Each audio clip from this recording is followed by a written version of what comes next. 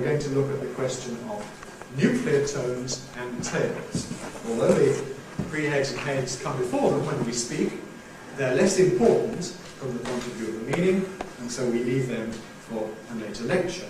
What we look at now is the question of what are the possible nuclear tones and what are the tails that are associated with them. And here there is one very general important point, namely that the choice of tail depends on the choice of nuclear tone. Your important decision is to choose the nucleus tone. We saw yesterday the question of choosing the nucleus placement. Having decided where it goes, you have to decide which tone it is. Once you've got which tone it is, then the tail follows automatically. Now, in the history of English intonation studies, once the general concept of nucleus or tonic had been identified, the big question people asked is now, how many different nuclear tones do we need to recognize? And there's a problem here, there's a difficulty.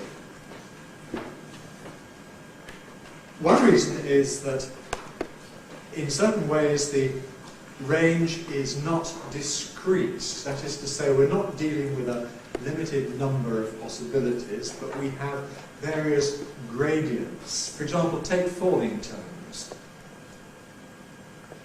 The honest truth is you can have almost any kind of fall, starting at various degrees of height and ending at various degrees of depth, and going from one to the other. Nevertheless, it's convenient for teaching purposes to simplify this and either say, right, we have a falling tone. That's one of the options. That's what Daniel Jones did. He had it as tone 1, falling tone. Or we say, no, it's very important to make a difference between high fall and low fall, where the high fall is involved, warm, shows emotion and so on, and the low fall doesn't. And that's a coronado, so they have high fall versus low fall. But anybody who tries to study actual material recorded in natural circumstances from native speakers knows that it's often very difficult to decide whether we're dealing with a high fall or a low fall. And to be honest, there are all sorts of intermediate degrees of this. Why?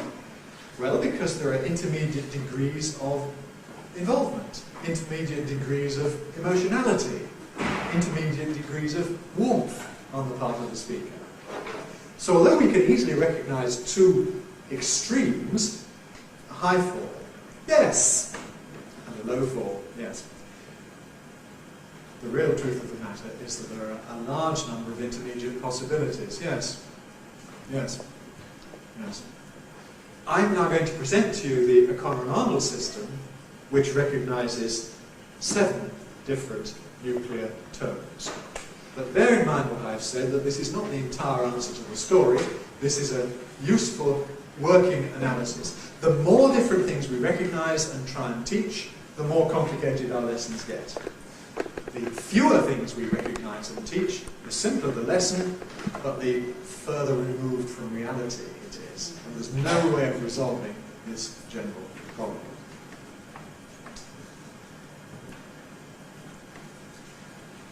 David Brazel came along about 10 years after O'Connor and Arnold was first published. So Brazel in the early 70s, O'Connor and Arnold in the early 60s. And Brazel had one very important generalization which he made and which previously people had missed. And that was the notion that falling tones in general are different in meaning from rising tones in general, because falling tones, as Brazel put it, proclaim some statement, whereas a rising tone refers to something else. This wasn't exactly new. Again, it can be found in Daniel Jones, but Brazel quite correctly emphasized it and made it into something teachable. So, following Brazel, we can say that falls represent a definite statement. they tell you something is complete. They're proclaiming a statement.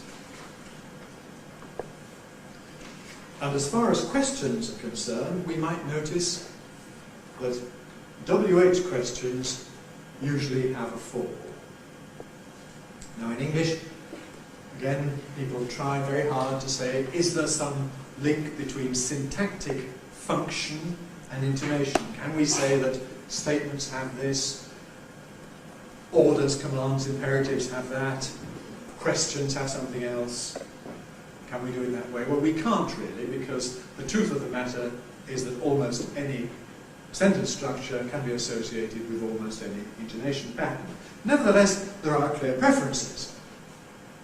And among questions, it's clear that it's important in English to distinguish WH questions, questions with a question word, where are you going, what is your name, who did you talk to, how are you going to do it, WH questions, from general questions, polar questions, yes-no questions.